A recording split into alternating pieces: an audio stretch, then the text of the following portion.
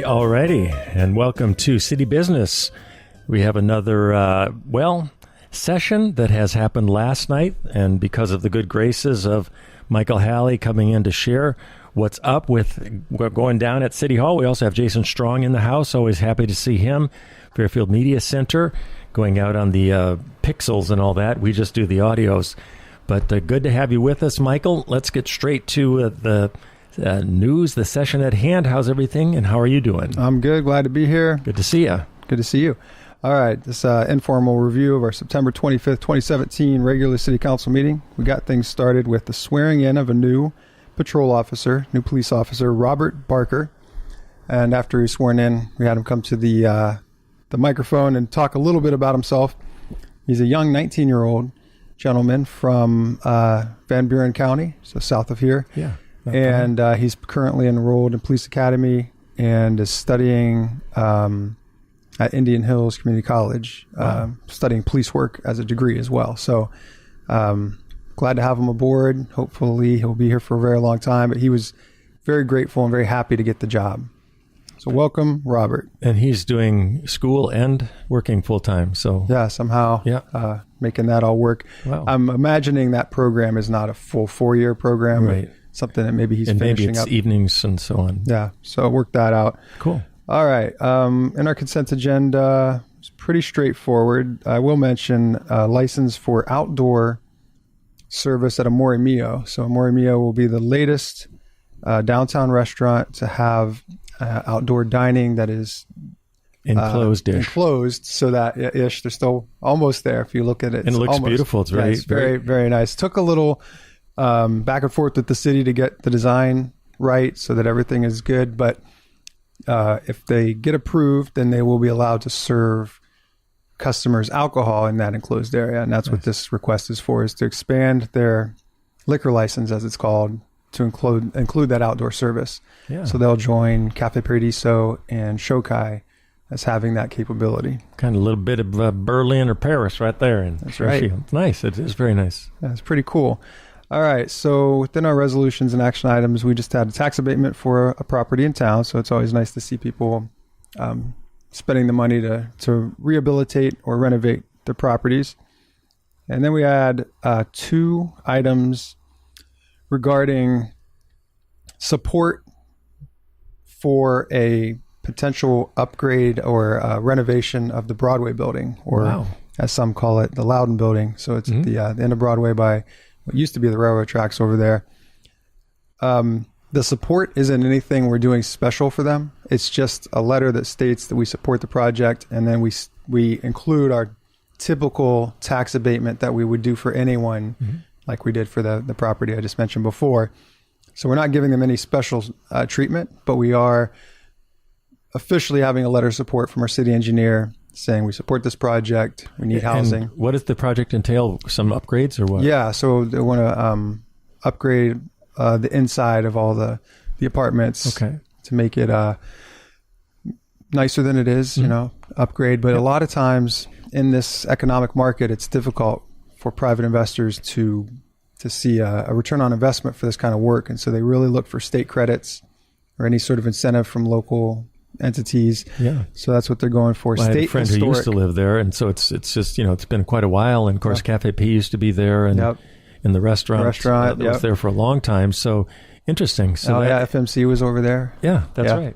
And so that's ongoing, or what stage is that again? Well, they applied last year and they didn't win, but we were told by the gentleman who's spearheading this that they feel that their application this time is very competitive, and they're really hoping to win those credits. Good luck on that. Yep. So yes, we really would like to see that. The next item was for the step 2 wastewater conveyance, sewer conveyance. And it's a step in the process that is not required by law, but it's something that we do because it's just the right thing to do, which is having an open house. So it invites anyone who's has property along that area who may be asked to give an easement. It's an open house talking about the project, and our city engineer's on hand to answer any questions. So that will be, we set that for November 6th. That's a Monday, from 5:30 to 7:30 at City Hall. So we'll try to get the word out again. Again, it really just is applicable to the people who have property along where those sewer lines will go, that will have easements to grant and maybe some disruption of the property, aka digging. Mm-hmm. So we did this for step one. It was a great thing just to have that open discussion. This is what's going on, and any special considerations somebody has can be addressed. And then we moved to a public hearing to move forward with the acquisition of some land. Again, there's easements. So that'll be at the November 13th City Council meeting, Monday, November 13th at 7. It'll be part of that agenda. The next item was making our city engineer the temporary fair market value agent. So when you negotiate these easements, there has to be somebody who makes that call of like, well, what's the right value to give this particular easement? And typically it would be our city administrator, but because we're between administrators right now, Right. it'll be temporarily our city engineer. And truly temporary. Yeah. 'Cause we'll have to- Sometimes temporary becomes the thing, but this yeah. isn't the intention. No, once in this that case. administrator is hired, we'll have them, and I'll talk about that next. Great. Almost next. The next thing was, and this is, I want to slow down a little bit. Anyone who owns multi-family units, so apartments or condos or things like that, the Planning and Zoning Commission is recommending, we passed it from its first to second reading, so there are 2 more readings to change the ordinance, but they wanted to change the number of parking spaces, off-street parking that's required per unit. So in the past, let's see if I can get this to come up and do it from memory, but I believe we're trying to make that total smaller. So instead of 2 parking spaces per unit, Which obviously gets pretty sizable if it's, let's see here. a duplex, maybe not so for much. efficiency apartment, yeah, it was 1.5 space for 1 to 2 bedrooms, Mm-hmm. 2 parking spaces for 3 or more bedrooms. Okay. So they're trying to make it more reasonable so that if you're doing a housing development, you don't need this huge parking lot that's very expensive and takes up a lot of space. So essentially trying to cut it, not in half, but cut it to about 75% of what it was. And then we reviewed several apartment complexes that don't currently even fit the existing ordinance. So we're trying to bring them kind of grandfathered in so that we're not asking an existing parking lot or existing structure, existing apartment complex to add more to their parking lot. So if anyone who owns rental properties wants to find out more about this, contact City Hall. Okay. 641-472-6193. And is that 2 or more? Is that what that qualifies? Yeah, I think it's got to be more. It's not just the single occupancy. So but at least a anything. duplex or a house that has more than. Yeah, and even efficiency apartments are mentioned, which Gotcha. didn't used to, but that's kind of more of a trend now. Okay. So it's just talking about how much off-street parking is required. All right, the mayor report included the city administrator search. So I think it was October 13th is the day that the 4 finalists will visit Fairfield and get a tour, meet our department heads, and then the 14th we'll really dive down into final interviews. And if somebody rises to the top and is picked, then we'll offer them the job. But if not, we'll have to go back and do this all over again. So hopefully somebody in that top 4 is a good fit for Fairfield. But the first step was a series of Skype interviews. There were 6 candidates interviewed via Skype, and then 4 of them were chosen for in-person visits. All right. And then the only committee report had to do with the Economic Development Committee. And the issue, and I'm really not going to get into this because it's too boring, has to do with the tax increment finance for the area where the new quadplex has gone up, by Pilot Grove Saving Banks on Lincoln Avenue. Of course, okay. Yeah. So what it has to do with is how the tax increment is structured so that the property owner, the developer, wants it to be structured a certain way so that the cash flow is available if they want to expand to add more. But the city's financial counsel said it's better not to take the increment unless you know they're actually going to do the work to create the increment. And it's pretty straightforward because that's how it's supposed to work. You're taking just that extra value added that wasn't there before, and in a lot of cases reinvesting it, in some cases rebating it to the developer. But if they don't create the value, then the city could get in a situation where it's giving away money that hasn't really been created yet, and then would have to pay for that somewhere else. And so the financial advisors say, let's not do that. Let's keep it on track so that if they go to the level 2, because the developer may or may not, might not make financial sense for them to keep going and adding more. What's the decider on this?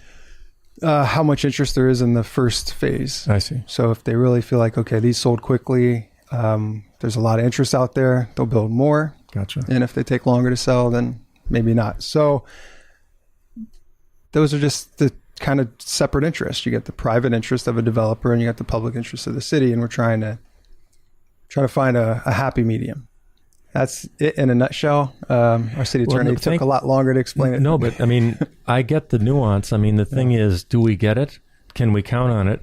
If we can, then we can leverage that. Yeah. But if you can't, unless you do it, you're not really leveraging it. So, I mean, it doesn't seem to be much wiggle room in the nuances of that. But if, maybe some, but yeah. No, but if it's a guarantee that usually isn't there, that could change or something, then there's something. But anyway, I'm sure it's a little bit legalistic, I would say. It's more timing. So the question is, do we just roll over into the next step or next phase, the new calendar year, or do we wait until the developer is actually breaking ground and moving or deciding to move? So, and some of it had to do with the council could be a different council next calendar year, just to give an update on the ballot. So at this point, the ballot is one candidate for each seat. So, I say it's a little boring. That's just my personal opinion. I always like to see a little bit of action there. But in other words, it's pretty safe. It's pretty safe, barring some write-ins or somebody dropping out. So, but the only change will be second ward. John Revelinsky is not running again. Okay, he's been doing this for 20 years or something. It's a long amount of time, and so he's ready to move on. Paul Gandy is running for the second ward. Oh, so Paul Gandy in the second ward. Doug Flournoy at large. And no one's running against Paul? Nope. How interesting. At least not on the ballot. So far, yeah. Gotcha. And then I'll be in the fourth ward and Mayor Malloy on mayor. So all incumbents except for Paul. And those will be only 4 names on the ballot. That doesn't mean you can't write in another candidate.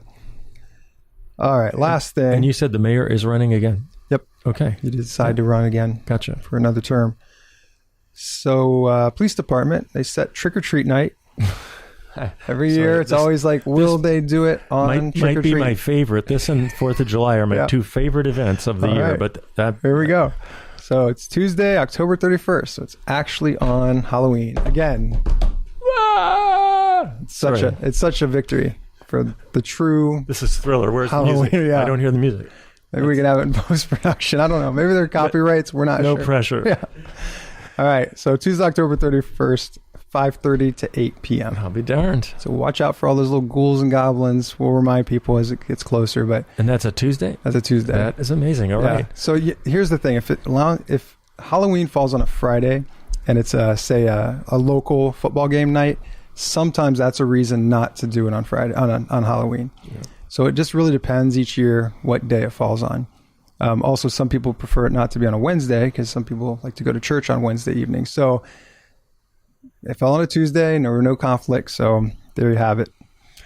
Well, that's exciting stuff right there. And by the way, Michael Halley is filling us in as he's wont to do.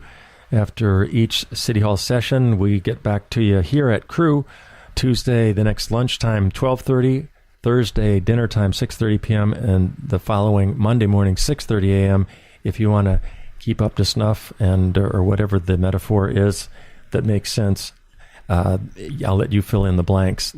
Definitely blank. I'm Jimmy Moore. This is KRUU-FM, 100.1 and local FM dial. Also, KRUU-FM on the worldwide web machine. We had a rebroadcast this morning. Roxy Ehrig sending in her show from Germany doing K-pop, East Asian music, working with her dad and some other girl in Germany who's not even there. All the wonders of the Digi World Wide Web machine and all that. Pretty fascinating stuff. She was an intern here and then left and continued doing her show. It's amazing what a little Sputnik can do in this big world. And speaking of wrapping things up, what else you got, Michael? All right, last two items. Thank you.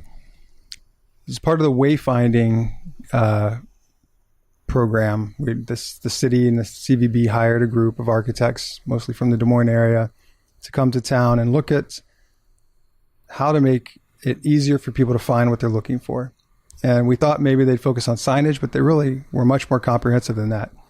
So one of the recommendations that was very inexpensive and seemed relatively simple was to trim the lower branches of the evergreens on Central Park. That was their suggestion. That was their suggestion to enhance the visibility, not just seeing other sides of Central Park if there's events, but also seeing more of the square from one side to the other, so seeing the businesses and such. So this was taken, the Wayfinding Group brought it to Park and Rec Advisory Board. They approved it unanimously, and it came to council. We had two people come and speak against it. One was more for nostalgic reasons and maybe some concerns for the tree, and realizing, well, once you do this, they won't grow back, so it's a permanent decision. And another lady had written a statement, and it was very eloquent, in some areas strongly worded, but the council still voted 4-2 in favor of trimming these lower branches. So we'll wait until the tree goes dormant, which is the right time to do it. Mm-hmm. You actually make sure your blade is completely clean and sterile. There's certain ways that it's done so that you make a very clean cut. Mm-hmm. But according to some things I've read online, about 2/3 of trees that humans plant, are trimmed that way. And it's not necessarily their natural state.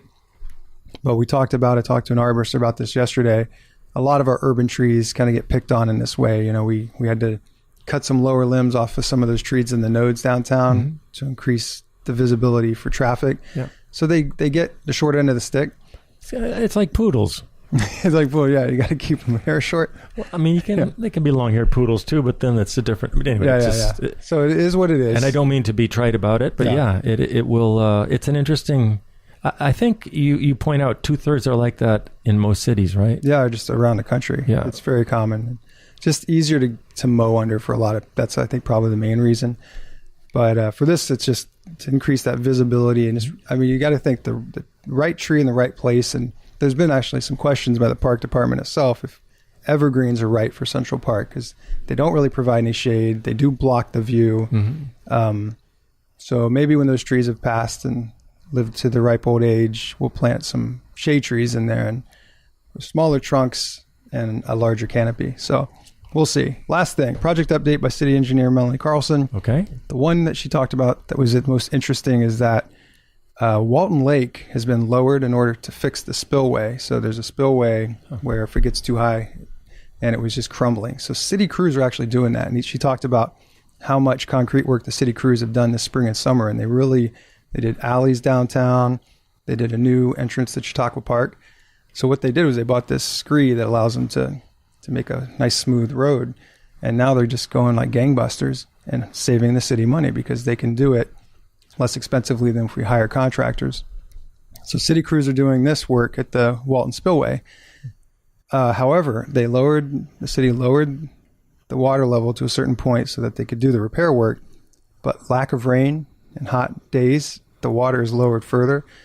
And there's concern that if we don't get some rain, that the fish population will suffer. Oh, wow. So we're hoping for some decent rain this fall. We keep getting, we got some decent rain last week, but we need several times of that kind of falling so that the fish have the water to live. Because, if again, maybe by next spring, the water is rising, but if the fish population may suffer. So let's hope for some good rain. And that is it for me. Thank you, Michael. And thank you, Jason. Always good to see you guys. And this has been City Business.